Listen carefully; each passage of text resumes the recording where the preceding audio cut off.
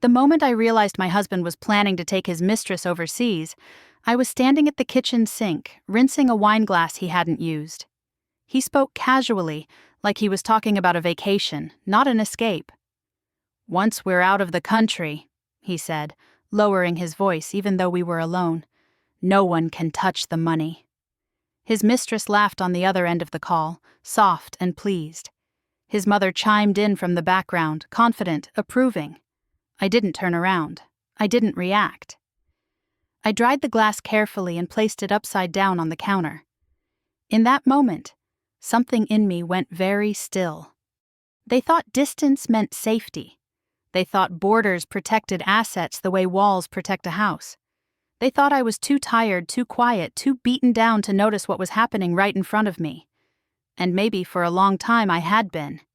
But as I stood there listening to my husband explain how everything would be untouchable, I understood something with absolute clarity.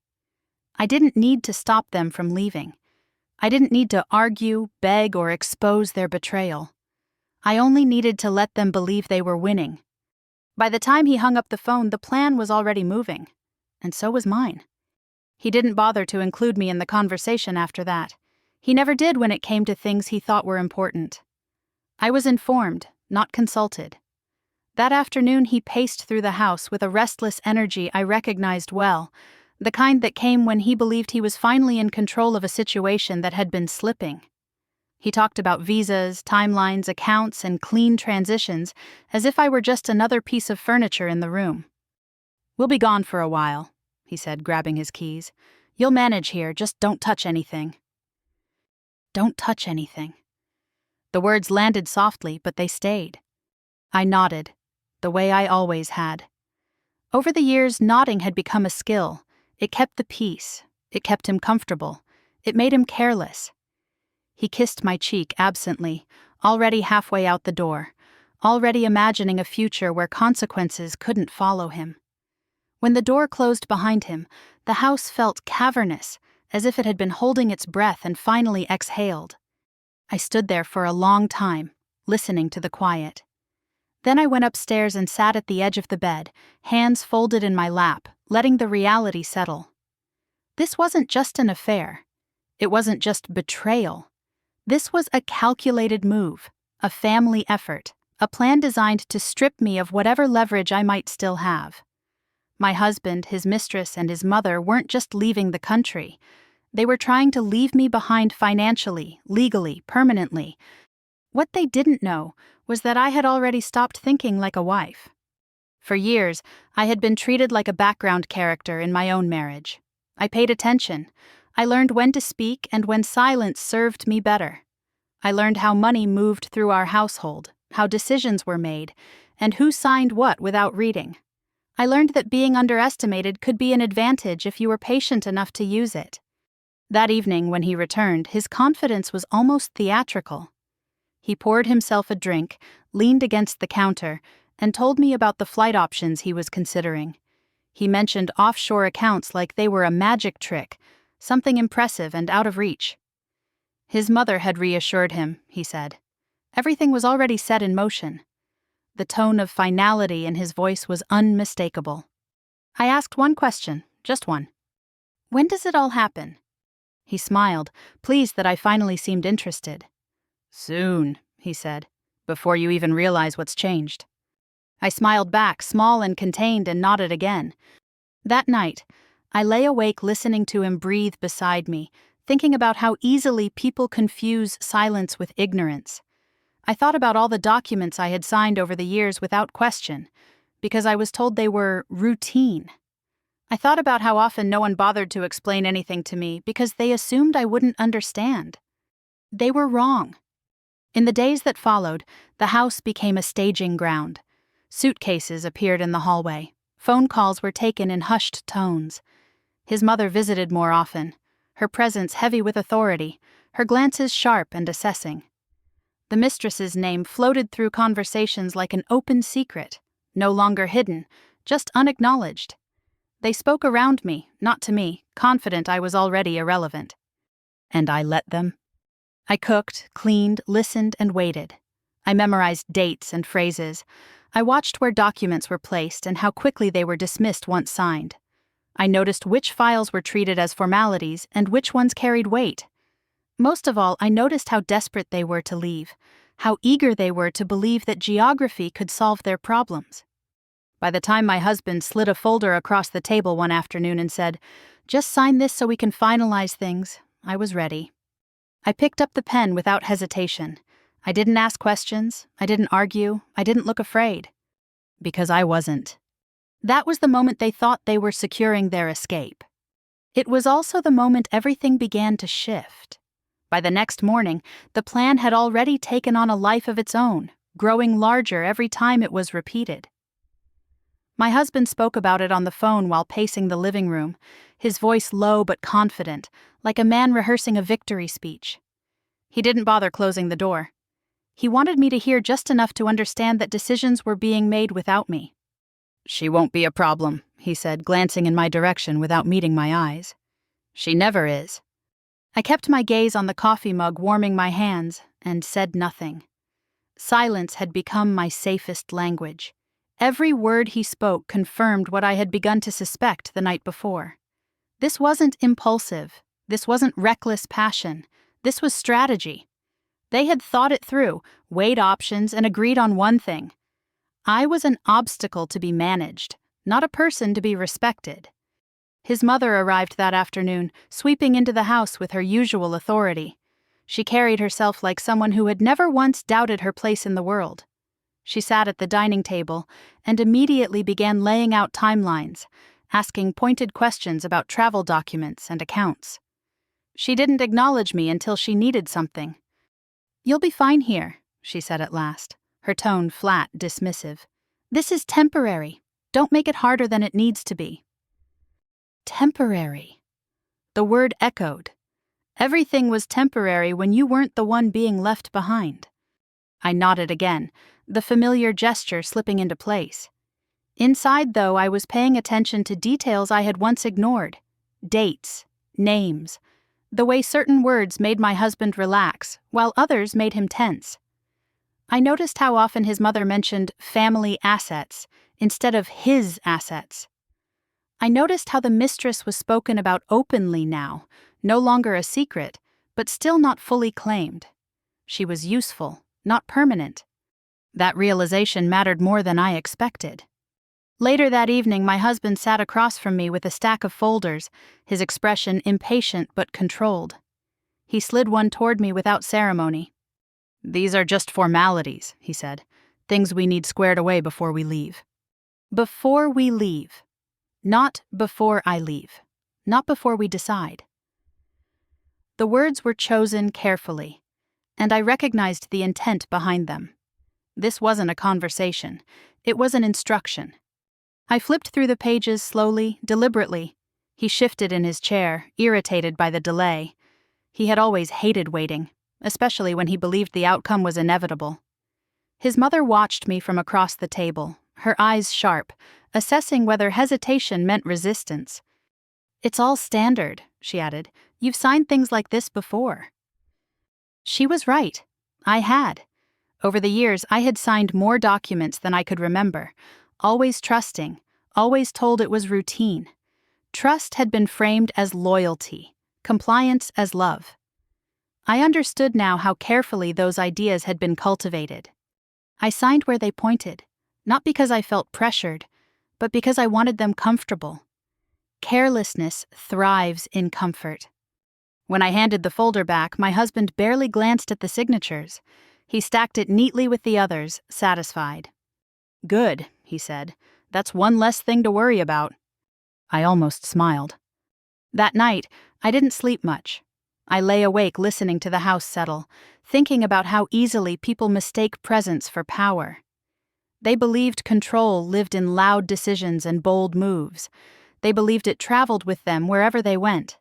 They had never considered that power could exist quietly, waiting for the right moment to surface. The next few days passed in a blur of preparation. Phone calls, emails, meetings I wasn't invited to. Suitcases multiplied. My husband moved through the house with an ease I hadn't seen in years, relieved to be leaving complications behind. His mistress began appearing more often, brazen now, confident in her position. She avoided my eyes but no longer pretended I didn't exist. Once, as she stood in the doorway, she smiled faintly and said, "This must be hard for you." I looked at her, really looked at her, and saw not victory but uncertainty. She was stepping into a role she didn't fully understand, trusting promises she hadn't seen in writing. "I'm managing," I replied. It was the truth, though not in the way she assumed.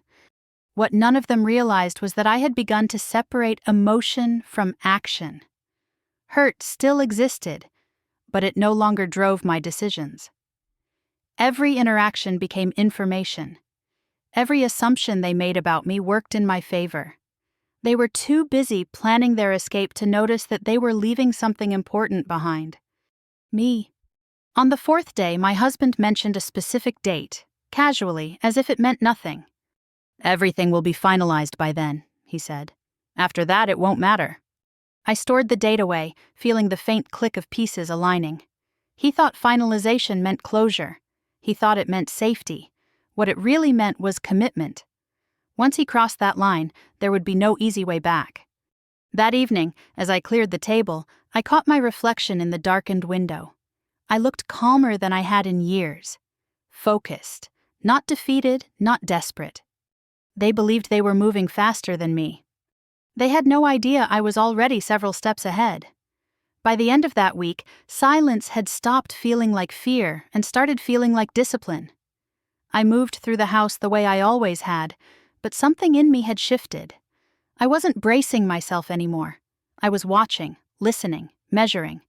My husband mistook my calm for surrender, and that mistake gave me space. He talked freely now. He spoke as if the ending were already written, as if my role in the story had concluded. At breakfast, he mentioned appointments he needed to reschedule once we're gone. In the evenings, he complained about the inconvenience of paperwork, rolling his eyes whenever a process slowed him down. He hated delays. He hated details. He trusted that everything important had already been handled by someone else. That trust would undo him. His mother visited again, carrying herself like an overseer inspecting a project nearing completion.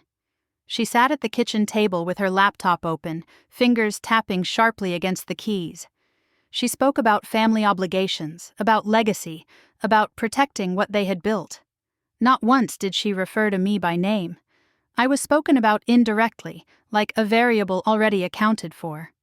"She's been cooperative," she said to my husband, her voice cool. "That helps." Cooperative. The word settled over me without sting. Cooperation implied consent, and consent implied understanding. They believed I understood exactly what I was agreeing to.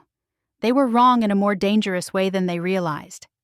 That afternoon, a courier arrived with another packet of documents.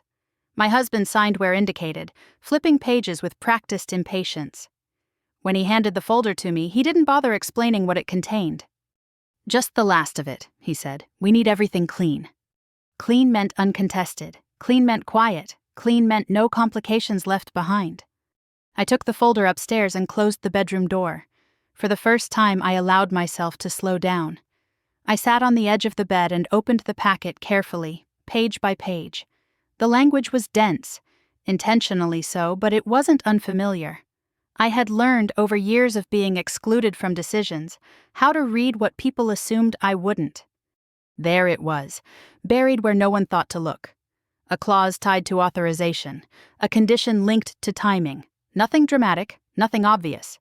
Just enough to change the direction of control if handled correctly. My heart didn't race. I didn't feel triumphant. What I felt was clarity. That evening, I made a decision I had been circling for days. I didn't tell my husband where I was going. I didn't ask permission. I drove across town to a small office building I had passed 100 times without noticing. The name on the door meant nothing to me, and that was exactly why I chose it. The lawyer listened without interrupting. She didn't gasp. She didn't judge. She asked precise questions and took careful notes. When I finished, she leaned back in her chair and folded her hands. "You're not as exposed as you think," she said calmly. The words landed with unexpected weight. I hadn't realized how much I needed to hear them. She explained the difference between access and authority, between assumptions and legal reality, between what my husband believed he controlled and what he actually did. She pointed out the importance of timing, of sequence, of letting others commit before revealing your position. Silence, she said, isn't weakness if it's intentional. I left her office with a list, not of actions, but of restraints: what not to say, what not to sign too early, what not to reveal. The window was narrow, she warned. Miss it, and options disappeared. But if I waited, truly waited, the balance could shift. Back at home, my husband barely noticed my absence.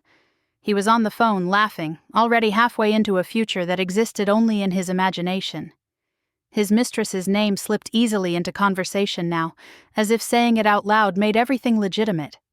I moved through the room unseen and poured myself a glass of water. The reflection in the window caught my eye again. I looked steady, grounded, someone I barely recognized. Over the next few days, I tested my understanding quietly. I asked questions that sounded naive. I listened to answers that revealed more than intended. Each careless explanation confirmed what the lawyer had said. My husband believed geography was protection. He believed distance erased responsibility. He believed signatures meant ownership, no matter how or when they were obtained. He believed wrong. One night, as we sat across from each other in the dim light of the living room, he said something that almost made me speak, almost made me warn him. "Once this is done," he said, swirling his drink, "everything will finally be settled." I looked at him, really looked at him, and understood that he meant settled for him. Not for me. Not for the life he was leaving behind. Just for the version of himself he wanted to preserve. I said nothing. That was the moment I stopped thinking about saving anything at all. Not the marriage, not his reputation, not the illusion of peace we had maintained for years. From that point on, my only responsibility was to myself. They believed the story was ending. I knew it was only just beginning. By the time the travel dates were finalized, the house felt less like a home and more like a waiting room. Everything was packed, but nothing was settled. My husband moved through each day with the restless confidence of someone who believed momentum alone could carry him through consequences. He spoke about flights and transfers in the same breath, as if money and miles were interchangeable. His mother came over that afternoon with a list, not a metaphorical one. An actual list, neatly typed, with boxes checked and circled in red ink. She placed it on the counter between us like a contract I hadn't agreed to but was expected to honor. "This needs to be wrapped up before they leave," she said, tapping the paper. "No loose ends."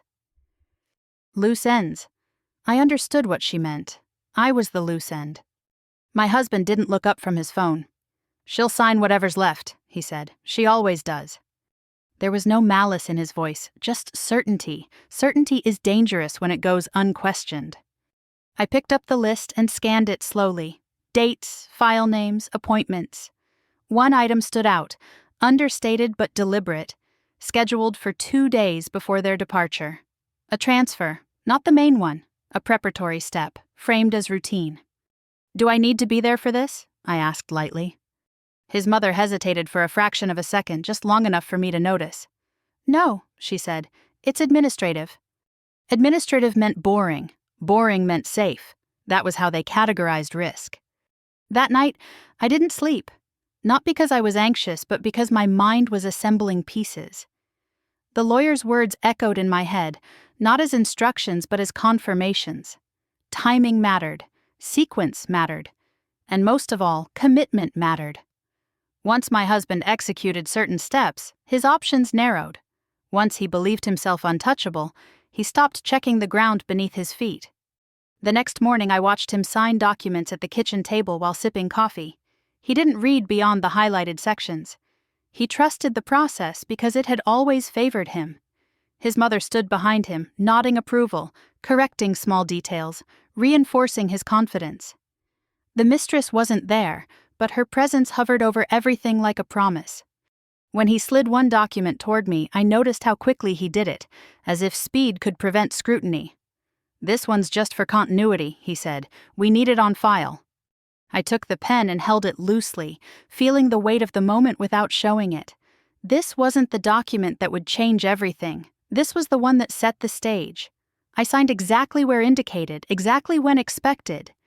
They relaxed immediately. That afternoon, my husband announced he'd be out late. "Final meetings," he said, already halfway out the door. His mother left soon after, satisfied, confident, convinced the hardest part was over. The house settled into a quiet that felt different from before, not heavy, anticipatory. I went upstairs and opened the drawer where I had begun collecting copies. Nothing dramatic, just duplicates, snapshots, references, enough to reconstruct a picture if I ever needed to. I wasn't stealing, I wasn't hiding anything. I was preparing to remember clearly in a situation where others preferred selective memory. The next day, my husband was in a good mood. Too good. He joked about customs lines and joked about freedom, about how, once this is done, we can finally breathe. He spoke as if I were included in that future, as if breathing meant the same thing to both of us. His mistress called while we were in the car together. He answered without hesitation. "It's almost over," he told her, smiling. "We're almost clear."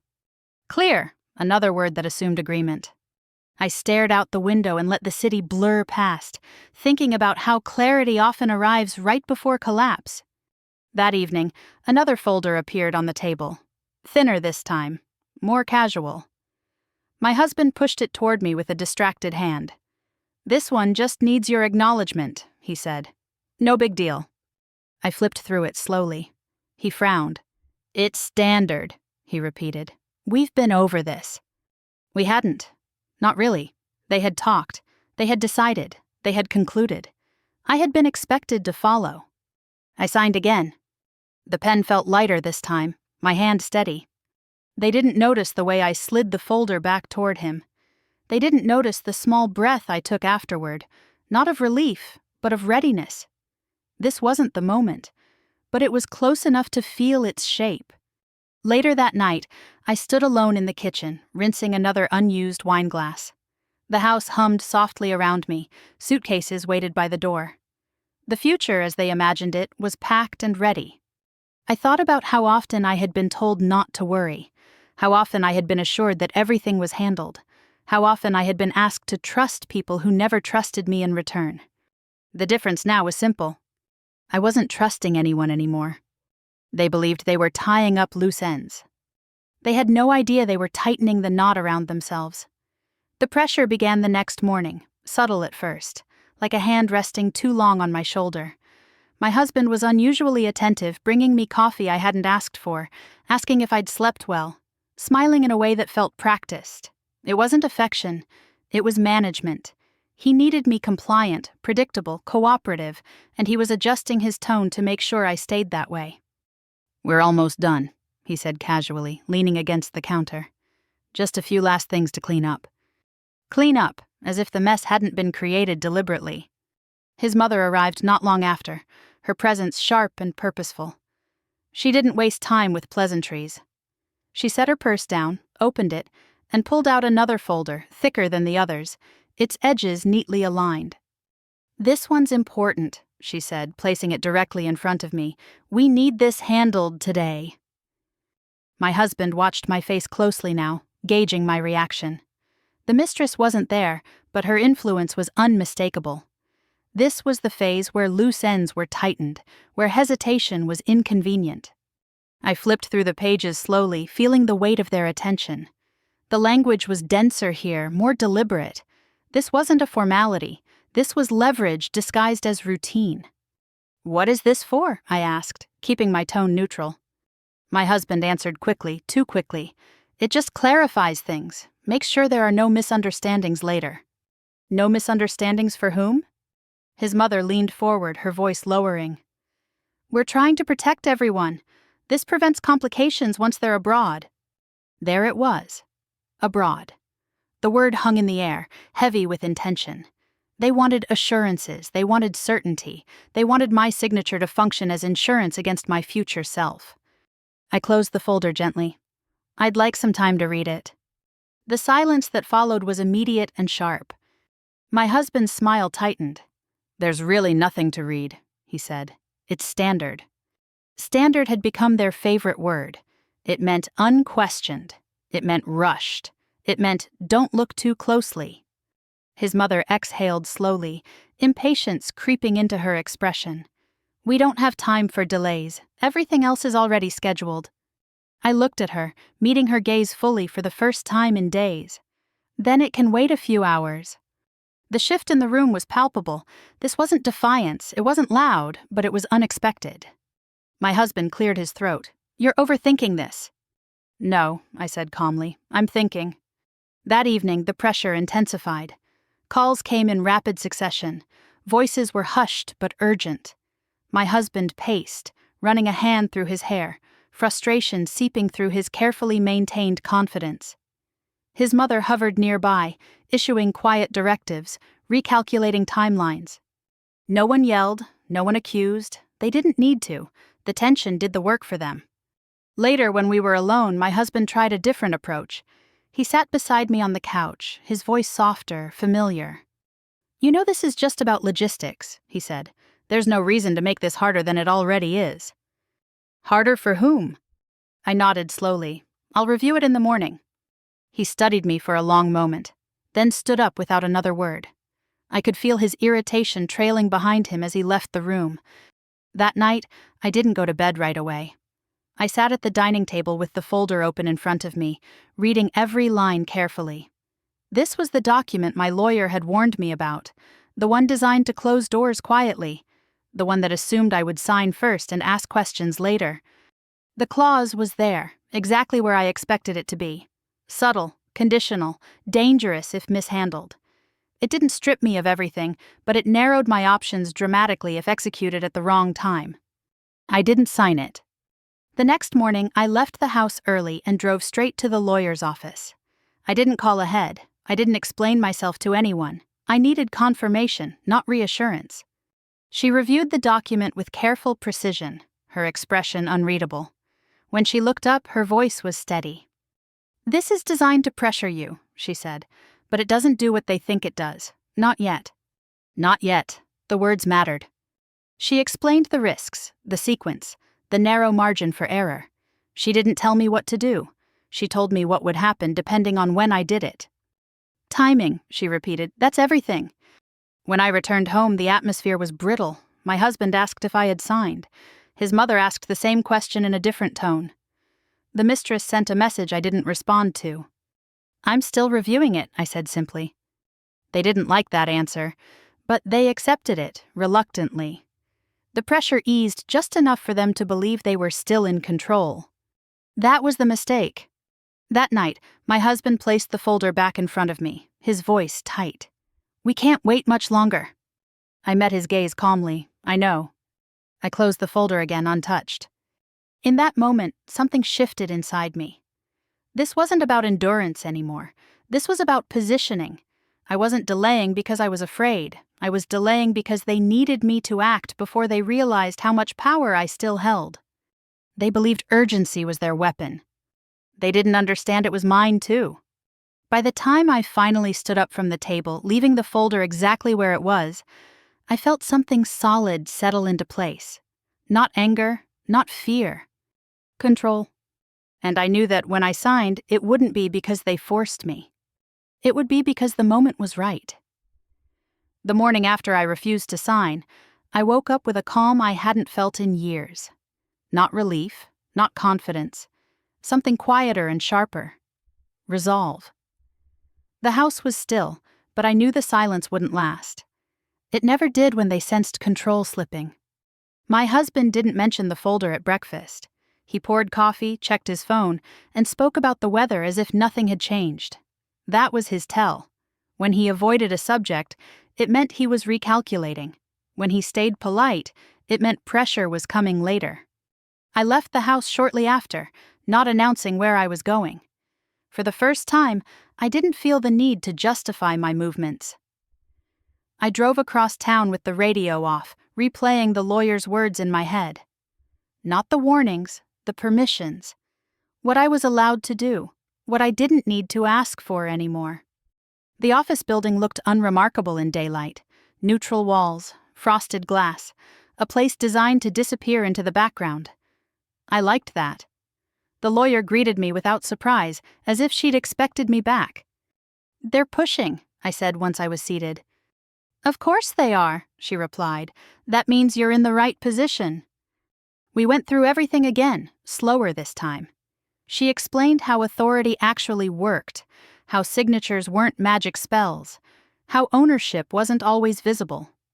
She showed me the difference between what my husband believed he controlled and what he legally could. She didn't promise victory, she promised clarity. "They're assuming you'll act emotionally," she said. "They're also assuming you'll act quickly." I nodded. That assumption had shaped our entire marriage. She pointed to a section of the document I hadn't signed. "This is the hinge," she said. "Once certain actions are taken on their end, this changes function. Before that, it's just pressure."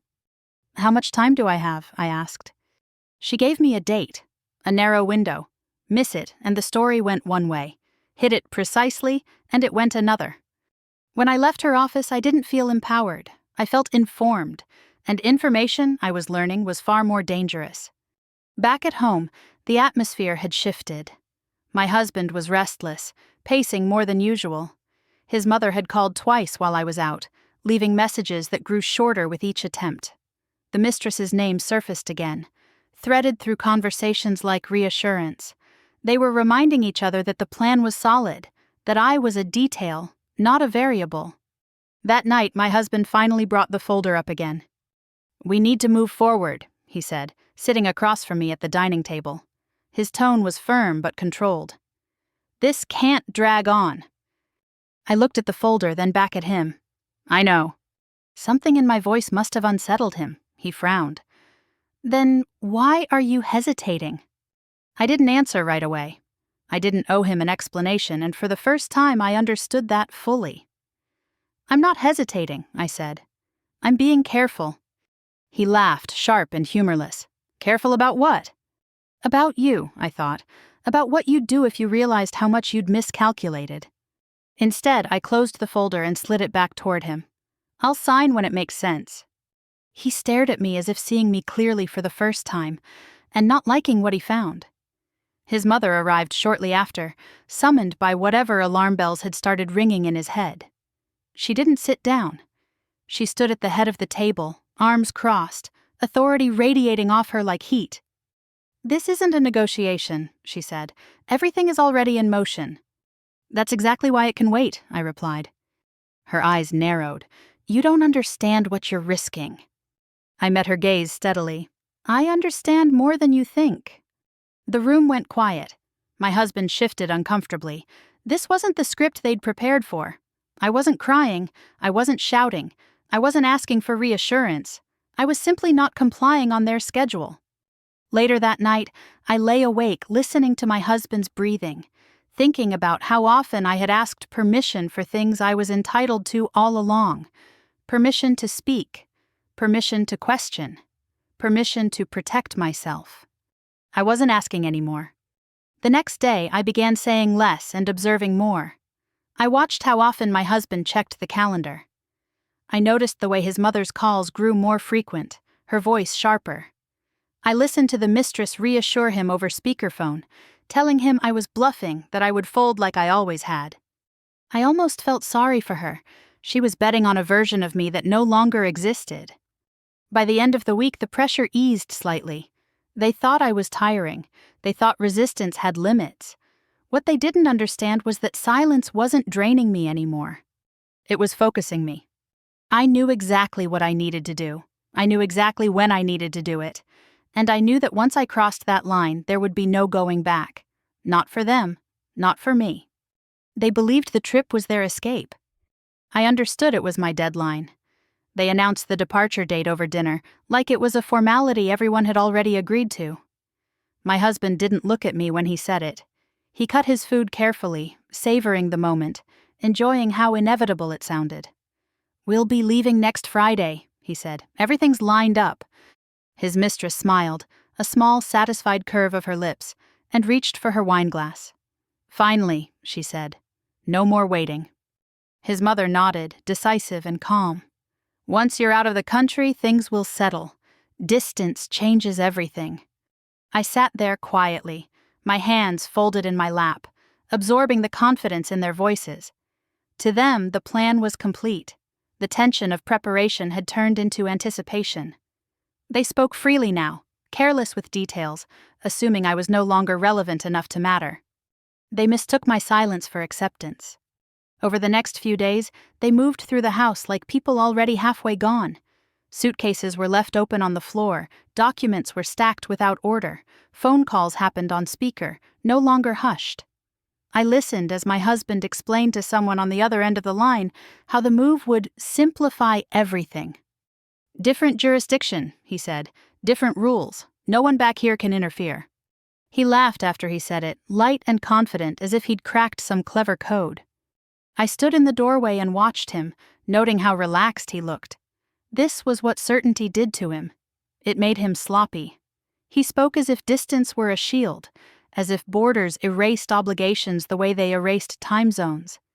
He didn't realize how much he was revealing simply by explaining the plan out loud. I didn't interrupt, I didn't correct him, I didn't warn him. Instead, I started paying closer attention to dates. I marked the travel day mentally, then worked backward. I noted when certain accounts were supposed to be accessed, when confirmations would be sent, when signatures would be considered final. I aligned those details with what my lawyer had told me, fitting pieces together until the shape of the window became unmistakable. There it was, narrow, precise, unforgiving. One evening, as my husband sorted through paperwork at the kitchen table, I asked a question I already knew the answer to. "When do you need the last confirmations?" I asked, keeping my tone light. He didn't even look up. "A few days before we leave," he said. "After that, it won't matter." Won't matter. He said it with absolute certainty, convinced the future had already been secured. I nodded, as if filing the information away for no particular reason. He smiled, pleased that I seemed cooperative again. He thought my resistance had run its course. He thought I had accepted the inevitable. Later that night, his mistress came by to drop something off. She hovered in the hallway, glancing around the house with proprietary interest, imagining herself here without me. When she spoke, her tone was almost kind. "You'll be okay," she said. "Once we're gone, things will be easier for everyone." I looked at her calmly. "I'm sure they will." She hesitated, searching my face for something she could use, then turned away, satisfied enough. She was already living in a future she hadn't earned, trusting promises she didn't fully understand. As the days passed, the countdown became visible. My husband checked his phone constantly. His mother's calls grew shorter, more frequent. They were managing logistics now, not emotions. They believed the emotional part was finished. I felt the pull to say something, more than once, to warn him, to point out the flaw in his thinking. 15 years of habit doesn't disappear overnight, and there were moments when the familiarity of his presence tugged at something old and instinctive. But then I would remember the folder, the assumptions, the way they spoke about me as if I were already gone. Love, I realized, had never protected me. Silence had. 2 days before their scheduled departure, an email arrived confirming one of the final steps. I read it carefully twice, then once more, noting the timestamp. The window was no longer theoretical. It was real, defined in hours, not days. That evening, my husband poured himself a drink and leaned back in his chair, relaxed for the first time all week. "Everything's done," he said. "We're clear." Clear, safe, untouchable. I watched him from across the room, committing the moment to memory. This was the peak of their confidence, the height of their certainty. From here on, gravity would take over. I went to bed early that night, not because I was tired, but because I needed to be alone with my thoughts. I lay in the dark, listening to the sounds of the house, feeling the weight of the decision ahead of me. Once I acted, there would be no explanation that could undo it, no apology that could smooth it over. But there would also be no more waiting. The next morning, I received a calendar notification I had set days earlier. A simple reminder. No emotion attached, just a marker. This was it.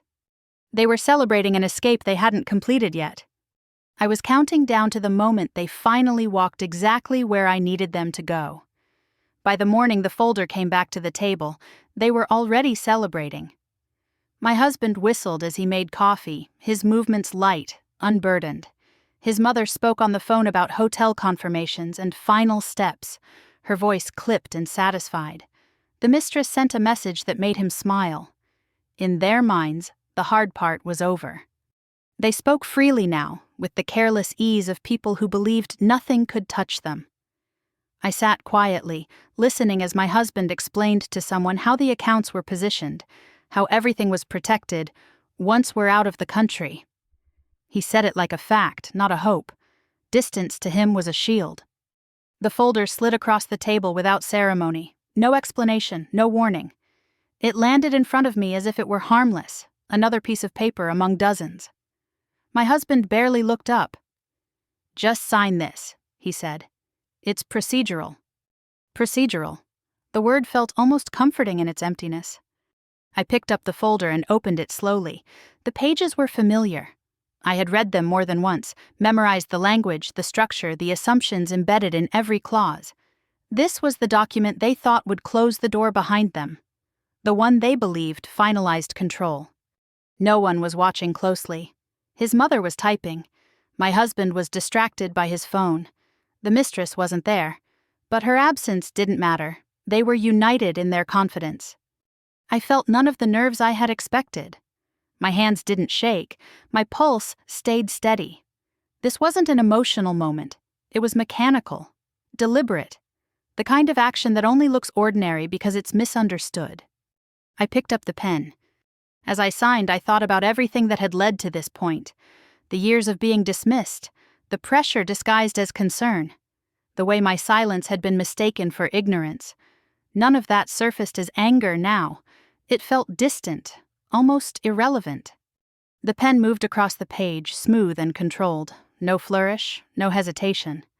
I closed the folder and slid it back toward my husband. He nodded absently and stacked it with the others, satisfied. "Good," he said. "That takes care of it." Takes care of it.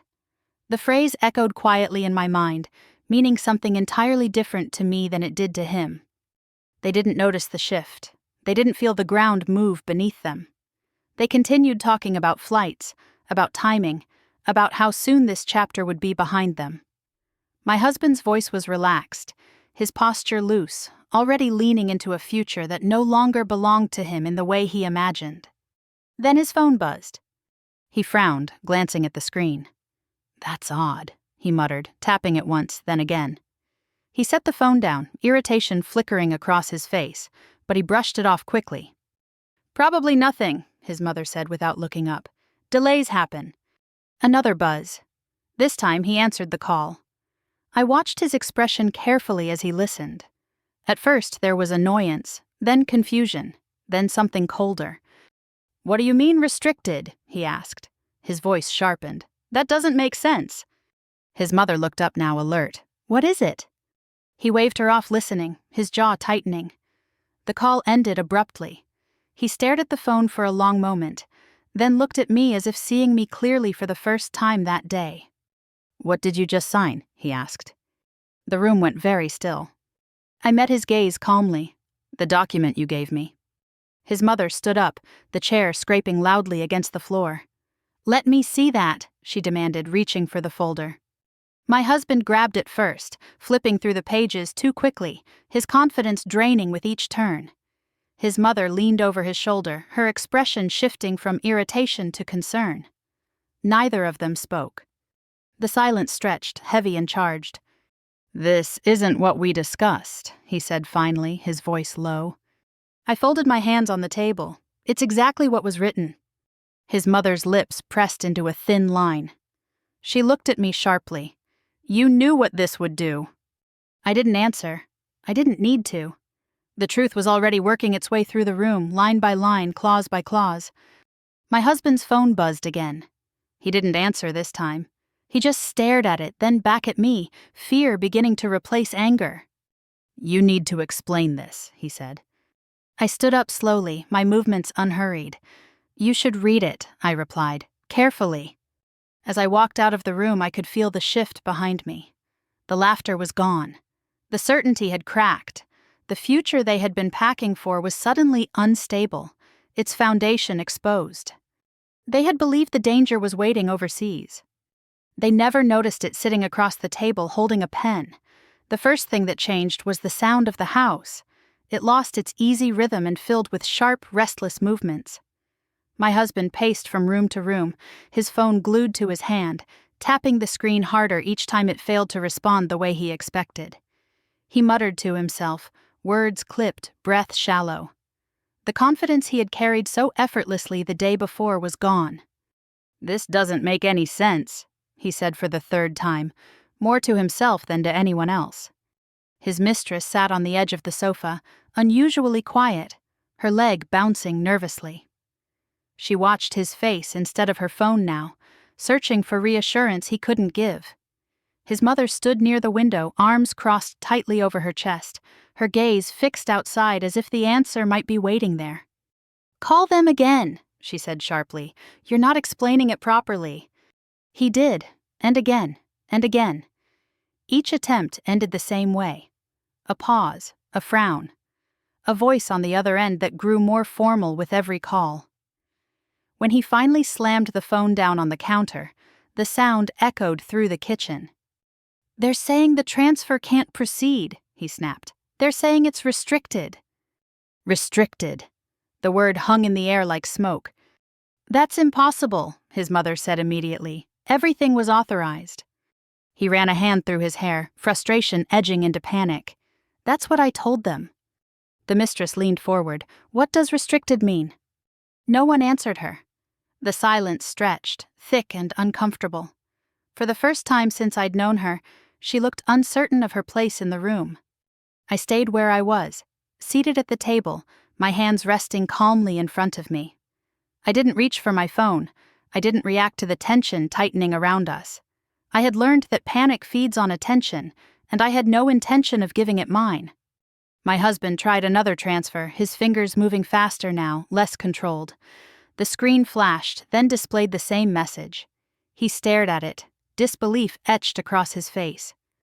"This has never happened before," he said, his voice rising. "Never." His mother turned slowly and looked at me, really looked at me. Her eyes narrowed, calculating. "What did you do?" I met her gaze without flinching. "I signed what I was given." "That's not an answer," she said. "It's the only one you need," I replied calmly. My husband looked between us, suspicion sharpening his fear. "You knew this would happen," he said. It wasn't a question anymore. "I knew what the document did," I said. "I read it." The mistress stood up abruptly. "Can someone please tell me what's going on?" Her voice trembled despite her effort to sound composed. No one acknowledged her. She was no longer part of the equation. She could feel it too. I watched as realization crept across her face, followed by something like regret. My husband turned back to his phone, dialing a number with shaking hands. This time, someone answered. His posture straightened, relief flickering briefly before disappearing again. He listened in silence, his face draining of color. "Yes," he said quietly, "I understand." When the call ended, he didn't move. He didn't speak. He just stood there, staring at the counter as if it had betrayed him. "Well?" his mother demanded. He swallowed. "They're reviewing everything," he said. "Until then, nothing moves." "Reviewing?" she repeated. "That's unacceptable." He laughed, a short, hollow sound. "Apparently it is." The room shifted then. The balance I had felt forming finally tipped. Accusations hung unspoken, heavy and volatile. His mother looked furious, not just at me, but at him. The mistress hovered near the door, suddenly aware she had no protection here. "This is temporary," my husband said, more to himself than anyone else. "We'll fix it." I stood up slowly, drawing all their attention without raising my voice. "You should prepare for delays," I said. "Long ones." His eyes snapped to mine. "You don't get to decide that." "I already did," I replied. For a moment I thought he might shout. Instead he looked tired, smaller. The man who had spoken so confidently about being untouchable now looked like someone realizing the ground beneath him had shifted. His mother broke the silence. "This conversation isn't over." I nodded once. No, I said, it's just beginning. As I walked away, I could hear them behind me, voices rising, blame finally finding its targets. The illusion of control was unraveling faster than they could contain it. They had believed access was permanent. They had believed systems existed to serve them. They were learning in real time that access can be revoked. And once it is, nothing moves the way it used to again. The air in the room turned sharp the moment the call ended. My husband didn't pace anymore. He stood still, shoulders rigid, jaw clenched, as if movement itself might make things worse. His mother broke the silence first, her voice cutting and controlled. "This is on you," she said to him. "You let this happen." He turned on her, eyes blazing. "I followed the plan. Exactly the plan." "The plan depended on certainty," she snapped, "and certainty depends on control." They spoke over each other, voices rising, their confidence collapsing into accusation. The mistress hovered near the doorway, arms wrapped around herself, her earlier ease gone. She wasn't being included in the argument anymore. She was an afterthought now, and she knew it. Then my husband turned toward me. "What did you sign?" he demanded. The question wasn't curious. It wasn't confused. It was angry, edged with fear. He stepped closer, as if proximity might restore the authority he felt slipping away. "I signed the document you put in front of me," I said calmly. "That's not enough," he snapped. "You knew what it was." "I knew what it said," I replied. "Those are different things." His mother moved beside him, her presence heavy, commanding. "You had no right to interfere," she said. "Those assets weren't yours to touch." I met her gaze steadily. They were never only his. She scoffed. "You're emotional. This is about business." "No," I said. "This is about authority." My husband laughed bitterly. "You don't have any." I didn't raise my voice. I didn't step back. "I didn't need to," I said. "I needed the timing." He stared at me, trying to read something on my face he could use. For years, he had relied on my reactions to guide him. Anger meant resistance. Tears meant weakness. Silence meant surrender. This silence was different, and it unsettled him. His mother reached for the folder on the table, flipping through it with quick, practiced movements. "This clause," she said sharply, tapping the page, "this doesn't mean what you think it means." "It means exactly what it says," I replied. "You just didn't think it applied to me." My husband shook his head. "You can't just do this. We'll reverse it." "You can try," I said. That was when his phone buzzed again. He looked at the screen, hesitated, then answered. This time, he put the call on speaker, as if needing witnesses. "Yes," he said, "I'm here." The voice on the other end was calm, professional, unyielding. I watched my husband's expression shift as he listened. The fight drained out of him, replaced by something colder. Reality. When the call ended, no one spoke. "What did they say?" his mother asked. He swallowed. "They said the authorization stands," he said quietly, "until further review." "Further review by whom?" she demanded. "Not us," he replied. The room seemed to shrink. The future they had been planning so confidently now felt uncertain, fragile. His mother's composure cracked just enough for me to see the fear underneath. She had always believed she could manage outcomes through force of will. This was outside her reach. My husband turned back to me, desperation bleeding through his anger. "You did this on purpose." "Yes," I said. The word landed cleanly, no apology, no explanation. He stared at me as if I had struck him. Why? I thought about all the answers I could give. The years of being dismissed, the betrayal, the careful way they had planned to leave me behind with nothing but silence. None of that needed to be said. "Because you assumed I couldn't," I replied. His mother straightened, regaining some of her authority. "This isn't over," she said. "You'll regret pushing this far." "I already regret not pushing sooner," I said. The mistress finally spoke, her voice small. "What does this mean for us?" No one answered her. Not him, not his mother. She looked at them, then at me, and understood something too late. She had never been protected. She had just been convenient. My husband ran a hand over his face, exhaustion settling in. "This is temporary," he said. "We'll fix it." He needed to believe that. He needed to believe this was a delay, not a shift. I could see it in the way he clung to the idea, the way he avoided looking at the documents again. I stood up, signaling the end of the conversation without raising my voice. "You should prepare for alternatives," I said. "Plans change." His mother glared at me. "You think you've won." I paused, considering her words. "I think you misunderstood what this was about." They watched as I left the room, their voices rising again behind me, searching for a way to regain ground that was already gone. For the first time, they were reacting instead of directing, chasing instead of leading. My husband still believed authority came from volume, from threats, from proximity. He didn't understand that it had already moved out of his hands. And it wasn't coming back. By the next morning, the consequences were no longer contained within the walls of the house. My husband's phone rang before sunrise. Then again, and again. He stopped answering after the fourth call, his face drawn tight, eyes unfocused. The confidence that had once filled the room was gone, replaced by a frantic energy that felt brittle, unstable. He finally picked up on the fifth call.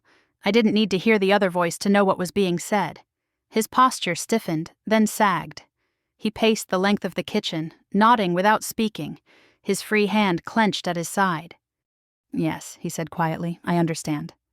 When he hung up, he didn't look at me, he didn't look at anyone. He just stood there, staring at the counter as if the answers might be etched into the surface. "What now?" his mother demanded, entering the room fully dressed, her hair immaculate despite the early hour. She had always believed composure could control outcomes. "They're pulling back," he said. "The partners. They don't want exposure." Her eyes narrowed. Exposure to what? He hesitated. That hesitation told me everything. Whatever he had believed was private, whatever he thought was protected by distance and authority, was no longer contained. The mistress appeared in the doorway, her voice sharp with anxiety. "What's happening?" No one answered her. She stood there, suddenly out of place, realizing she had stepped into a storm she didn't understand. Throughout the morning, the fallout accelerated. Messages arrived faster than they could be answered. Meetings were canceled. A trip that had once been spoken about with certainty was now described as postponed, then quietly removed from the calendar altogether. My husband tried to project control, but it rang hollow. Every conversation ended the same way. Uncertainty, distance, caution. The safety net they had relied on was unraveling, thread by thread. His mother tried to take charge, making calls of her own, her voice clipped and authoritative. But authority only works when people are willing to listen. One by one, they stopped picking up. I watched her expression shift from irritation to disbelief, then finally to something close to fear. "This is temporary," she said aloud, more to herself than anyone else. "We just need to get ahead of the narrative." Narrative, image, reputation. Those had always mattered more to her than reality. By midday, my husband retreated to the study, closing the door behind him. He stayed there for hours, speaking in low, urgent tones, his confidence draining with every call. The mistress hovered in the living room, scrolling through her phone, her earlier triumph replaced by unease. She was starting to understand that whatever promises had been made to her were conditional, and conditions were changing. I received confirmation in the early afternoon. A simple message. Formal, precise. The kind of communication that leaves no room for interpretation. The boundaries were now fixed. The control they had assumed was theirs had shifted, and it wasn't coming back quietly. I didn't celebrate. I didn't smile. I felt something steadier than joy. Relief, yes, but also clarity. The constant tension I had carried for years loosened its grip, not because everything was resolved, but because the direction was no longer in question. When my husband finally emerged from the study, he looked older, smaller. He stood across from me, uncertain, as if approaching a stranger. "We need to talk," he said. "We've been talking," I replied. "You just weren't listening." His mother joined us, her tone carefully measured now. "This doesn't have to get worse," she said. "We can still manage the outcome." The mistress watched silently, her eyes darting between them, gauging her own chances. "I'm not interested in managing appearances," I said. "I'm interested in finality." My husband flinched. "You're enjoying this." I shook my head. "No, I'm ending it." For a moment, he tried something else. His voice softened, pulling from memories he thought might still bind me. "We built a life together," he said. "You don't have to do this." I met his gaze steadily. I already did. The shift in how they spoke to me was unmistakable. No more commands, no more assumptions. Requests crept into their language, tentative and cautious. My husband avoided my eyes. His mother recalculated every sentence before speaking. The mistress said nothing at all, already detaching, already planning her exit. That evening, the house was quiet again, but not with anticipation, with resignation. The overseas plan was dead, not delayed, not altered, dead. And with it, the illusion that they could simply walk away from the consequences of their choices. As night settled in, I stood by the window and watched the lights come on across the street. Life continuing, indifferent to their panic, to their collapse. I felt no urge to look back, no need to replay what had happened. They had thought money was their shield. They had believed it would protect them from accountability, from loss, from me. What they never understood was that money also leaves a trail, and once that trail is visible, it doesn't disappear just because you change locations. By the time I turned away from the window, I knew something they were only beginning to grasp. The safety net they had trusted was gone. And without it, everything they thought was solid began to fall. The house felt different once the noise stopped. Not empty, exactly, just calm in a way I hadn't known was possible. No phones buzzing, no hurried footsteps, no voices strategizing around me as if I weren't there. For the first time in years, the quiet didn't feel like something I had to endure. It felt like something I had earned. The confirmation came later that afternoon. Formal language, clean sentences, no room for interpretation.